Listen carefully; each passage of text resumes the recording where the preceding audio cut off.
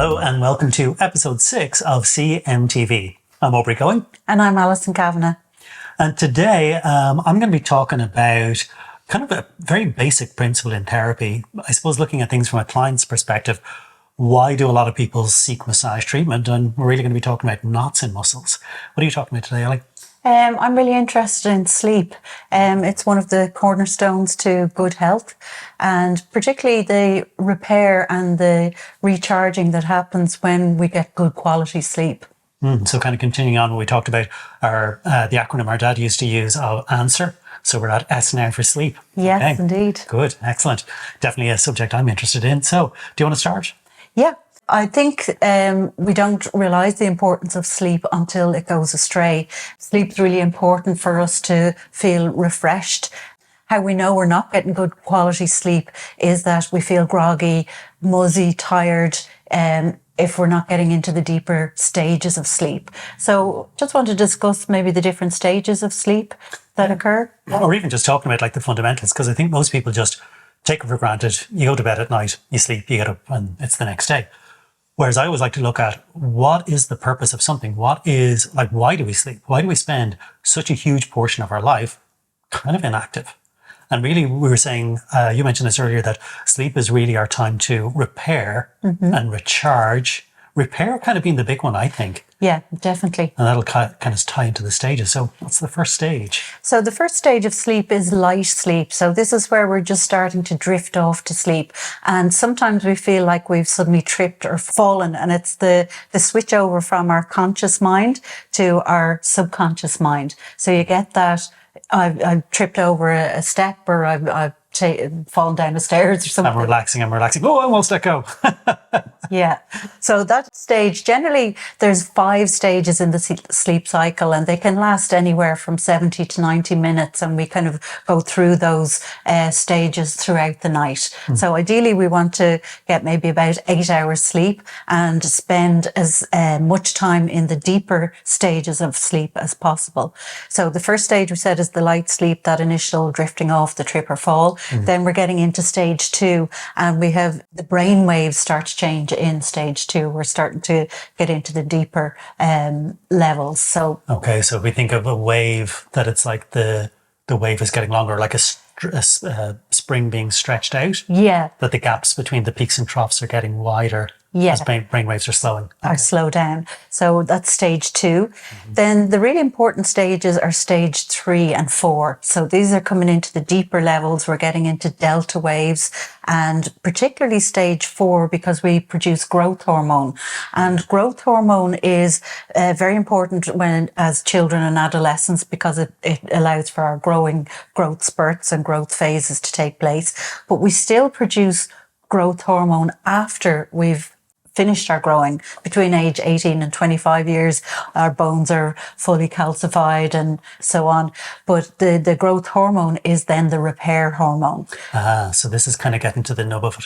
Yes. This is the purpose of sleep. Yes. Is really to get to stage 4 and produce those growth hormones that are going to repair tissues in the body. Yeah. Okay. But you mentioned stage 3 as being quite important as well. Yeah, stage 3, we have a newly discovered lymphatic system or network in our brain. They're calling it Glymphatics. And this only has been discovered and explored and researched in more recent times, 2020, 2021. A lot of medical reports are coming out in neuroscience journals that are saying that they weren't even aware that this lymphatic system existed in the brain, because when we're upright, it's collapsed. It's only when we lie down that these vessels open up. And it's the movement of cerebrospinal fluid through the brain to allow waste to clear from the brain itself.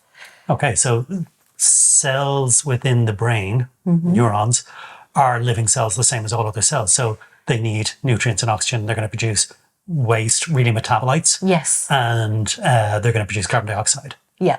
Okay. And before they thought that went across the blood-brain barrier back into the blood? Exactly. Okay. Whereas they've recently discovered that these glymphatics, these lymph vessels, open when we're in the stage 3 of sleep and even into stage 4. And the cerebrospinal fluid moves through the brain and allows the waste to be transported into that fluid and then carried away from the brain.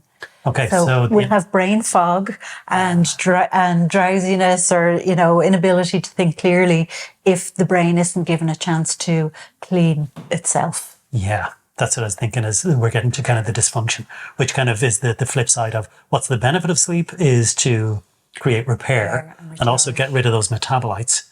So if we're not getting to the deeper layers of sleep, we're not really, I hate the word detoxing, but it's kind of a simple term that people understand. Yeah. It's the getting rid of metabolites through those lymph channels once they open up within the brain in stage 3 and stage 4. Yes, exactly. Okay.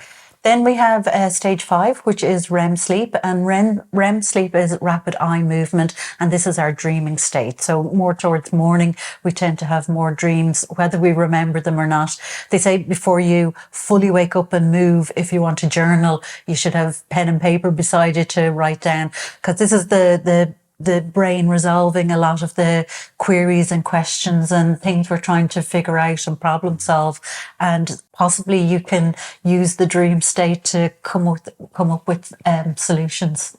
Okay, and that's interesting, because most of us think about, when we think about sleep, we think about dreaming. Like, that seems to be the bit that we're aware of. We're not really aware of those other 4 stages. Yeah. But that reaching that deep sleep, I think, is really important. I know I've talked to people where they'd say they feel very fatigued in the morning, even though they've seemingly had a good night's sleep. Or one of my friends used to say, like, he could drink coffee just before going to bed and he'd still sleep.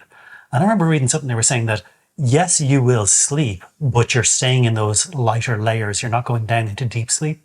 So really, you're going to cause an accumulation of metabolites. The brain is going to start drowning in its own waste. It's going to cause the brain fog and those kind of negative outcomes if we're not getting good sleep. Yeah. So poor sleep can affect us to varying degrees depending on how severely sleep deprived we are and how long it's going on for. So if you miss a night's sleep, you can actually catch up on it by getting to bed before midnight and getting your 8 hours of quality sleep to make up for the night's lost sleep. Yeah. And you were saying that the percentage of time, the amount of time we actually spend in stage 3 and stage 4 in particular, like when we're both producing those repair hormones, the growth hormone, and we're clearing metabolites, that's only about 30%. 30% of our overall night's sleep, yeah. Okay, right. Yeah. So some of the disorders that can occur from not getting good quality sleep, it can be just minor kind of things like slower reflexes, poor cognition, ability to reason and make good choices. It can lead to the immune system being depressed. It can lead to even more physical conditions that as therapists we're quite interested in. Things like fibromyalgia, they actually reckon is a sleep disorder, that you have pain everywhere. It's diagnosed by maybe 11 to 18 points on the 4 quadrants of the body, showing up as tender or painful.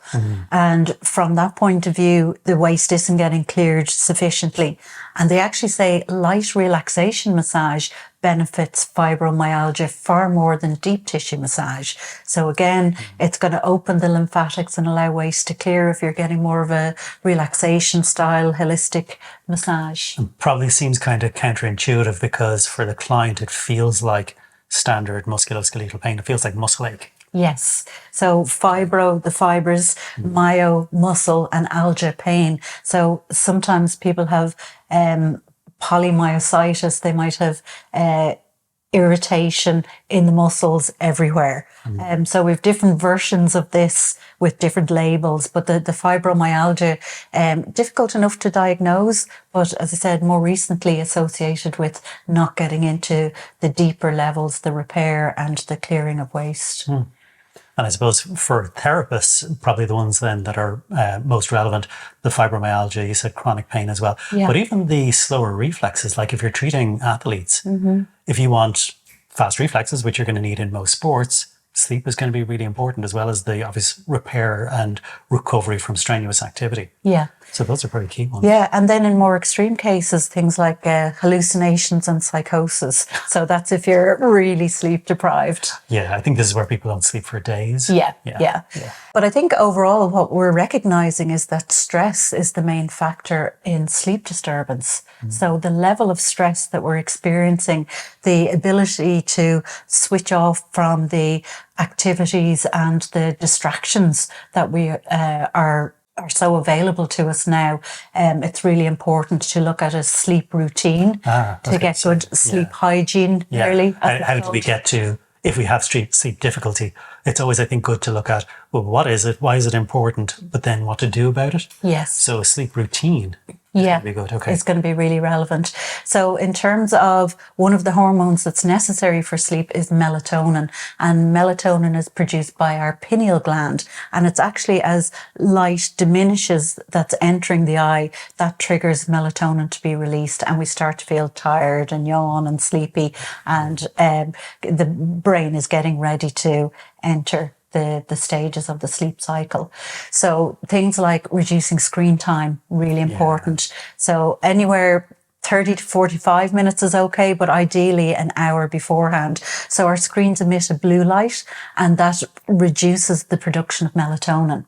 Okay, because I've heard that before about the blue light effect in particular, and it's actually going to affect how your internal clock is nearly synchronizing. Okay. Yeah, your circadian rhythms. Circadian rhythms. Indeed. So just being disciplined about leaving your devices outside the room to charge at night time. And people go, oh, I need my phone for my alarm clock to wake up. Get a regular clock with an alarm if that's what you need. So just that discipline of reducing screen time is a good start. Then setting up a bedtime routine. So it might be something as simple as, these are the steps I normally do to wind down. I put the dog out, I lock the door, I dim the lights, I get a glass of warm milk or a cup of chamomile tea or something calming and soothing. And this set routine triggers the relaxation response, the wind down within the body. So other things can be a warm shower or bath. If we're a little bit cold, we might find it hard to get off to sleep. While we want our body temperature, like our feet warm and so on to go to sleep, we want the room a little bit cooler than usual. So dark room and a cooler room temperature actually improves the quality of our sleep. So room temperature around maybe 65 degrees Celsius, 18 degrees Fahrenheit, to have it a little bit cooler. Sorry. Other way around. Other way around. I was just saying that and I was going, that doesn't sound right. 65 Fahrenheit. 18 Celsius. 18 Celsius. That's the old dyslexia kicking in. Yeah. So cooler room temperature and the room as dark as possible really helps get into the deeper stages of sleep as well. Some breathing exercises while you're in bed just to synchronize with the relaxed part of the mind and start unwinding can be useful. Nothing too vigorous, just slow, deep breaths will be helpful for getting off to sleep. Parasympathetic responses, vagal response, all that kind of stuff that you're helping to relax the other systems of the body through the use of breathing, like slowing heart rate and so on. Yeah. Sometimes relaxation music at a particular hertz that has a calming influence on the mind, or so no death metal before bed. No, afraid not. And other things that can be helpful, maybe a meditation, a meditation that helps you to again switch off the thoughts. So the thoughts and activities can become maybe start to spiral a little bit. So some people find it helpful to do a to-do list for the following day, that they write that down and then they can kind of go, okay, I know what I'm doing tomorrow. I don't have to keep thinking about it. So there's a lot set it and forget it nearly, that you can put it out of your mind. Yeah, put it aside. So there's some of the things, and you can try one or two of them first of all and see if that's improving the quality of sleep. And your guide will be, how do I feel in the morning when I wake up? Do I feel refreshed, rejuvenated, ready to take on the day? So it sounds like there's nearly two parts to that one part is just simply building a routine, almost like a Pavlovian response that your brain knows we're gearing up to go to sleep. Yeah. And then the other things are things that are known to assist with kicking in parasympathetic relaxation type responses. Yeah. So I guess it's kind of just a trial and see what works for you. And exactly. Work your way through the steps. Interesting. Always good to know to have steps to take. And I don't know about most people, but I'm the kind of person I'll experiment on different things. If I read about something, I'll go, let's give that a try for a couple of weeks or a couple of months, depending on what it is. Yeah. So I think that's probably a really good thing for people to implement, see which one of those elements is going to have a big impact on their sleep. Yeah, absolutely. So as I said, it's one of the cornerstones of good health. If you're not sleeping well, pay attention to it, bring a bit of focus to what steps you can take to improve your sleep. Excellent. Anything else on that before we No, I think that's shift about gears? it. Okay. Yeah. I was away on holidays last week. I was in Barcelona. I had a great time. Fantastic. But one of the things that struck me was I found a nice place, did pretty good massage treatments. Because oftentimes we always say when we get treatments, you are kind of benchmarking it against our own students and the quality and style of massage that you're used to. I love getting new styles of massage and seeing what people are doing in different parts of the world. Yeah. But what I thought was interesting was worth talking about today was the place that I went to was quite good. I actually went 4 times in a week. So it was good treatment. Busman's holiday. Yeah. But what I noticed was on their menu of treatments, they did a lot of beauty stuff. So they only did like 3 different styles of massage. They did aromatherapy, they did Balinese massage, and they did lomi lomi. And they did like 60 minutes or 90 minutes. And the first time I decided I'd go for an aromatherapy massage. And like I said, it was a good treatment. But there was no lymphatic work the way we'd normally associate with aroma. And they didn't use any aroma oils. How bizarre. Yeah. And I kind of thought, okay, well, maybe it's just been overlooked. So the second time, what was recommended was the Balinese massage. So I decided to try that. And it was exactly the same massage. Same routine? Same routine, exactly.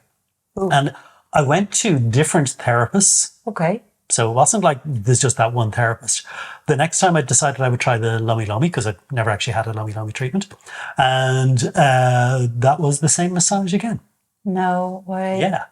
And then I decided to try the 90-minute Balinese massage to see if that was any different. And it wasn't. Same routine, just a few of the strokes repeated. Now, again, I must emphasize, it was actually a nice treatment. Okay. It was pretty relaxing. And I generally prefer to go for a relaxation treatment because I think it's easier to get a reasonable or good quality relaxation treatment. It's kind of harder to get a good, effective, deep tissue, therapeutic sports massage. Most of the time, it tends to be just, you feel like you're being gouged to within an inch of your life. It's heavy, you feel mauled and beaten up. There's very few places that actually do effective, pain-free deep tissue. So I generally go for relaxation treatments. And like I said, they were nice treatments, but I was going, it's unfortunate. I think it has a negative impact on the industry that if you describe something and it's not what that thing is, if you just said, we do one style of massage, we do pick one of those 3, and you go, okay, that's grand, I know what I'm getting. I suppose most people don't go for 4 massage treatments in a week, so maybe most people don't get to compare. And maybe most people might not even notice the difference or the lack of difference. Expect with aromatherapy that there are aromatherapy oils used. Pre-blend of some kind. Even if it's a pre-blend, even if they haven't blended specifically for your condition or...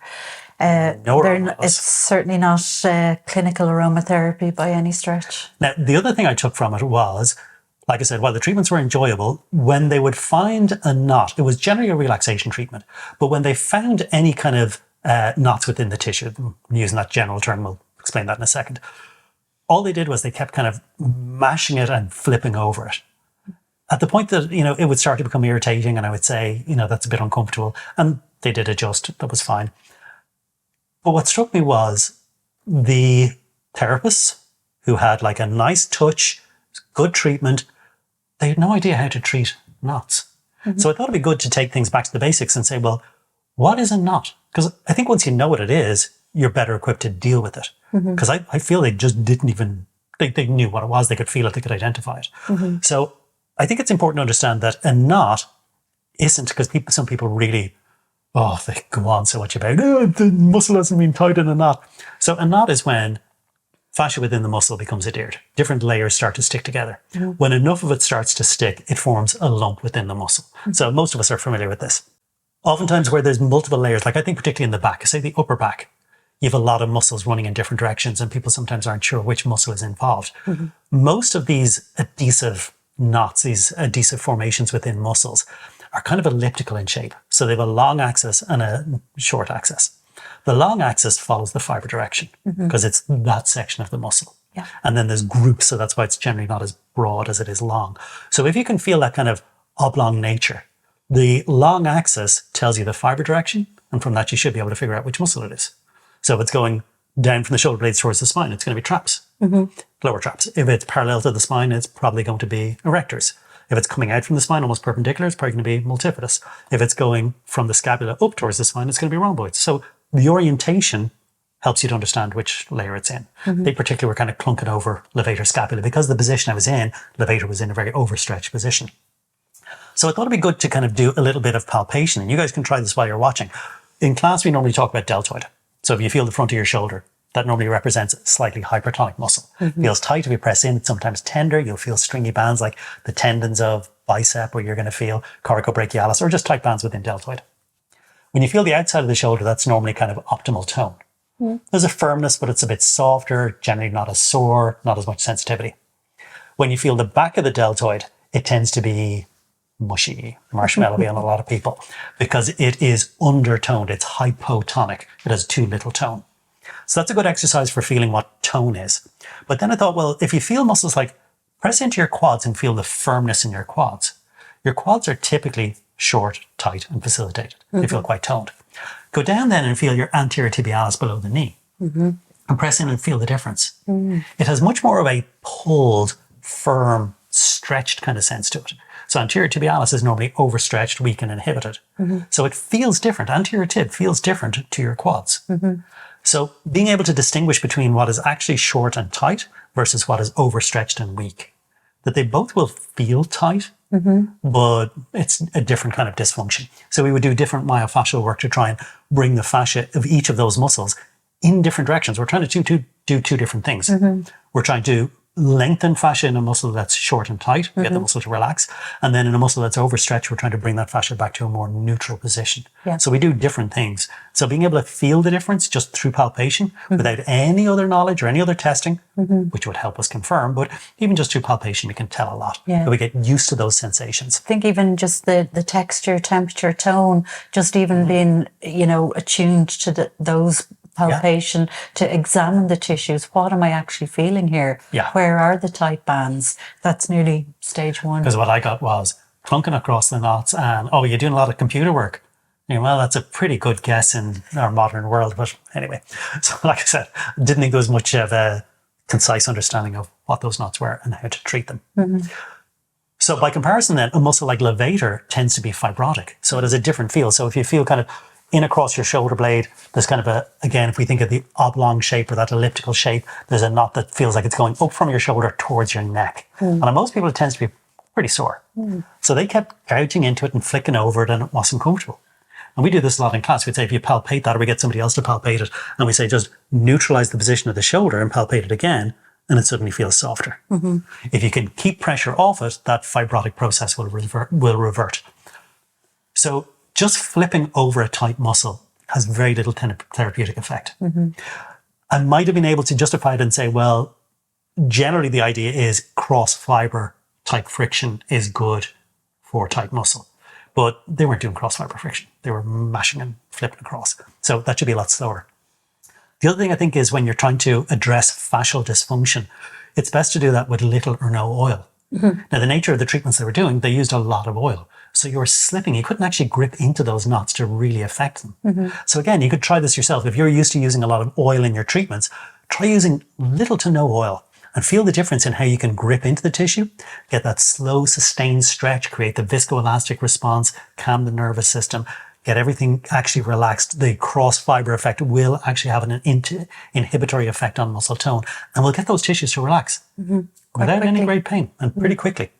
So the techniques we would usually use, once we understand that a knot is dehydrated, stuck, adhered layers of fascia, we're going to use myofascial techniques to try and move that fascia, get it gliding again, get it rehydrated, and get it back to its neutral position. And we might do things like connective tissue massages at prep. We'll then do myofascial technique. And then if it's quite stuck, we might go on to a stronger technique like soft tissue release. This is the kind of stuff we teach on our Sports 3, Sports 4, and even Sports 5. Then for the short, tight muscles, we want to restore normal resting length. A bit like we were talking about sleep earlier, where we said, like, what's the fundamental purpose of sleep? The fundamental purpose is to repair. That's why we sleep, is to increase repair. And then the lymphatic effect to get rid of metabolites. With the muscle dysfunction, we're thinking, is a muscle tight? If so, we're going to stretch it. Now, I think if we were to create a pie chart of expectation versus reality, most people would think you stretch to become more flexible. And I would say that that's not true. You stretch to restore normal resting length. So most of the time, like 95% of the time, what you're stretching for is not to increase your flexibility, but if you have reduced flexibility because of muscle imbalance, you're going to bring yourself back to optimum range of motion. Yeah. You're not really trying to dynamically increase range of motion. There is dynamic stretching. That's why I said 5% of the time you might actually be, which is a much slower process, trying to actually create an increase, certainly beyond normal joint range, which some sports require. Yeah. But generally, it's about restoring normal resting length to tight muscle. Yeah. So things like MET, active isolated stretching, all these things are going to be really good for that. If you've got a weak muscle, we're going to use more tonifying techniques, things like spindle stim, brisker pace, all that stuff that's more stimulating, increase your muscle tone. So there are specific techniques for addressing specific dysfunctions. And I think if you understand the basics in that, it's easy to understand, I need this tool for this job. Yes. Then we can do really effective body work. Because like I said, those massage treatments were nice and I enjoyed them. That's why I continue to go back. But they weren't terribly effective. Because they were creating some pain, you didn't quite get the full relaxation effect. Because they didn't actually do anything to address the adhesion within those muscles, you didn't get the therapeutic effect. So it kind of fell between two stools. And I think that happens a reasonable amount when people try to do deep tissue. And again, it oftentimes is that kind of painful, heavy, aggressive type treatment. Heavy effleurage, heavy ringing, and you're like, just going heavier isn't affecting change. Dysfunction. Yeah. So we look at the small numbers, because there isn't that many, small number of dysfunctions that are possible, evaluate through testing and palpation, and then you know what technique to apply for the particular dysfunction in that area. Use the right tool for the right job, and you get great results. And I think this is why there really is a need for a rethinking, a restructure, a revolutionizing of bodywork. That people understand that when it's done really well, it can have almost miracle level results. It can be phenomenal in its change. I mean, both of us have seen this an awful lot in clinic. People coming in with fairly long-standing chronic things, even slightly more subacute conditions, and in really short time, like oftentimes the space of minutes, never mind multiple sessions, like certainly within the space of one session, there's dramatic improvement. Yes. We're saying it's about working on you recently. A few minutes. Just getting back to the gym finally, and I was just using a 7 kg weight, and I was doing some ab work and moving it side to side, and something tightened up, subclavius, pecs, and there was pressure on nerves, and every time I moved my arm, I was getting pain. Neurological symptoms. Neurological, and it was really uncomfortable, and I busy clinic, busy therapy days. And I was like, I'm not sure if I can do my clinic tomorrow. You were back from Barcelona. I'd say you did 3 to 5 minutes on it, got in, released the area, and it was pain-free, and it's been perfect ever since. To me, that's phenomenal, to get out of that level of pain and discomfort within minutes. That's what exceptional bodywork can do. And it seems like a more significant injury, but it's not. It's just stuck tissue affecting joint movement a little bit. I think the ribs were slightly elevated. That applying the correct technique, you're not wasting time. We don't need to do a whole lot of treatment. You target it, identify the issue, use the appropriate techniques, create that change, and get really quick, pronounced results. Results were pretty much instant. So I think really understanding those fundamentals should help you to do that kind of really effective body work. There are some things that are going to take a bit more time, but an awful lot of the conditions that we see in clinic can be resolved really within one session. So I think that's pretty much it. I think we're there for today. Anything else you want to say before we finish? No, just make sure you're getting good quality sleep, feel rested and recharged and ready to take on the day. Yeah, and if you're watching this close to our launch date, just a reminder that our Therapeutic Tools seminar is coming up on the 21st and 22nd of September, 2024. So if you're watching this later, the seminar may have gone by. You can check for recent updates. But I did want to mention that we've been using some of the tools provided to us by Rock Tape. We are partnering with Rock Tape for the first time with this Therapeutic Tools seminar, despite the fact that we've been teaching this for years. First time we've been partnering with Rock Tape. You've been using the tools and you found them really good? Getting phenomenal results in the clinic. I generally do cupping and scraping as part of the myofascial release routine. And the cups are fantastic for creating lift and getting rid of adhesion in the superficial fascia. But I find the different weights of the blades and the shapes that they're getting in much deeper to the fascia around the muscle, and getting really, really good results, particularly with runners and cyclists and tennis players, where we're getting good results, but it was re-establishing. Whereas when we really get in and get the fascia freed up, we're getting longer lasting results. Yeah, and I think the clients are feeling it really quickly as well. Yeah. But I think a lot of people, when they think of Rock Tape, they just think of the kinesiology tape that they do. Yeah. Whereas they do obviously like a set of cups, they do their rock pods, yeah, they do their rock tools. I quite like these because the larger kind of lip on the cup means these can be used generally dry. We don't always need an ointment. They do, of course, work when we have oil or ointment on as well. Yeah. So just a quick review, because we did find the tools to be surprisingly beneficial. Effective. I really quite liked them. Yeah. And even the fact I liked the way they have a change in the sharpness, if you want to say, of the surface. The one surface is a little bit more broad, a little bit duller, good for more kind of preparation work. Yeah. The other one is a little bit more sharp. It's a pointier edge. Yeah. It feels more intense. Yeah. So a nice way of kind of increasing or decreasing intensity as you're working. And they're quite good ergonomics as well. Yeah. Yeah. Yeah. It's stainless steel. They're easy to clean. I just know with clients, when I'm working on them, I'd say, now these tissues should ideally feel smooth. Anywhere that's bumpy or feels like bubble wrap, we have a little bit of adhesion, and they can hear the, and as it frees up, it suddenly goes quiet. And it's just for them to engage and tune into the effectiveness of the body work. It's really useful even to have that auditory effect as well as what they're feeling through touch. Yeah. So great seminar. If you haven't taken it with us already, if you're based in Ireland, you might consider doing that as a very quick and pretty significant add-on to your current therapy practice. And of course, we teach the tools in the same way we would teach massage, that it is pain-free deep tissue. Yeah. So excellent. Well, phenomenal stuff. Attending, I use it pretty much in every session. Yeah. Yeah. Okay. Well, I think we're pretty much there. So we will put links to some of that research and maybe the seminar and some tools and stuff like that in the show notes. So check those out if you have any further questions. So thanks for watching. Until next time. Bye.